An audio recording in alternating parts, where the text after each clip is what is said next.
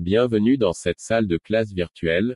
Aujourd'hui je vais vous expliquer un peu pourquoi un noir qui croit en un Dieu blanc, au Fils blanc de Dieu ou au prophète blanc de Dieu est dans un début de folie. De Jean-Paul Pougala. Évangile du vendredi selon saint Pougala.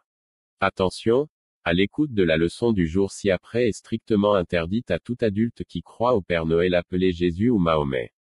Cela pourrait gravement nuire à ta croyance et t'ouvrir grandement les portes de l'enfer. Il y a des gens qui m'écrivent en me disant qu'ils partagent tout ce que je fais pour sortir nos populations de la misère, et que si j'évitais de toucher la question religieuse, ce serait parfait. La vérité est que les gens m'applaudissent, me félicitent non pas pour ce que je leur dis de faire, mais pour les résultats qu'ils voient que j'ai obtenus pour moi-même, en partant d'une position de pire misère que eux.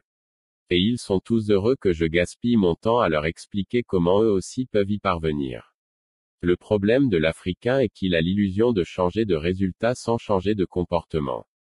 Chacun veut fuir la misère, mais en même temps, veut continuer faire ce qu'il a toujours fait et qui est à l'origine de sa misère. Ils sont convaincus qu'en m'applaudissant ils vont faire eux aussi le miracle, tout simplement en me suivant. Et pourtant, si quelqu'un n'a pas maîtrisé la question religieuse, c'est peine perdue. Quand j'interdisais ma formation aux croyants chrétiens et musulmans, il y a ceux qui cachaient leurs croyances pour venir suivre mes séminaires.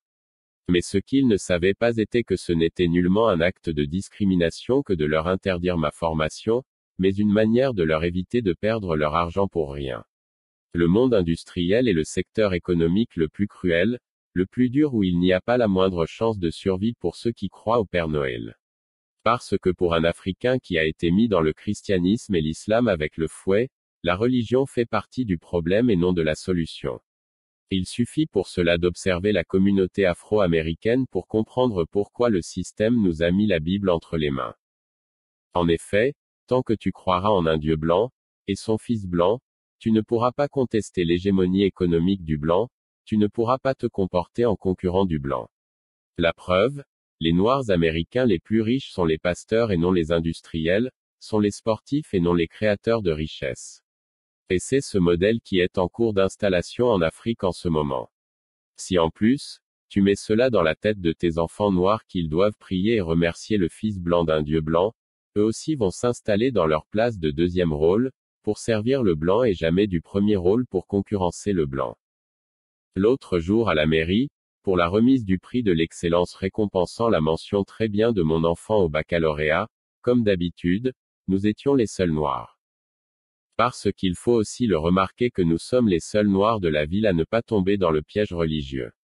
Tous les autres remplissent les églises le dimanche, leurs enfants remplissent les catéchismes tous les soirs après l'école, plutôt que de rentrer à la maison revoir les cours de la journée et préparer les devoirs pour le lendemain.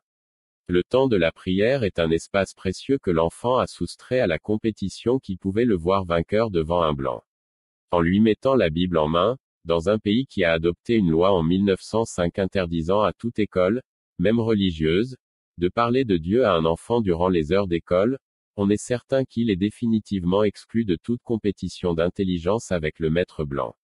Quand je parle de retourner aux sources, ce n'est pas parce que j'y gagne quelque chose ou parce que je veux devenir un nouveau gourou, mais parce qu'une fois que tu as compris le charlatanisme qui gangrène la spiritualité africaine et ne peut pas te faire avoir par les bandits qui prétendent connaître ton avenir, tu deviens complètement libre mentalement, puisque chez nous c'est ton ancêtre à toi qui est ta divinité, et pas la mienne.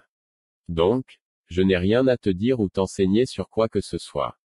Et donc, pas de possibilité d'utiliser un tel pseudo-enseignement pour manipuler ta conscience, un noir qui est incapable de se poser les bonnes questions, comme par exemple, si vraiment ce Dieu existait, pourquoi attendre 19 siècles avant de se faire annoncer chez nous?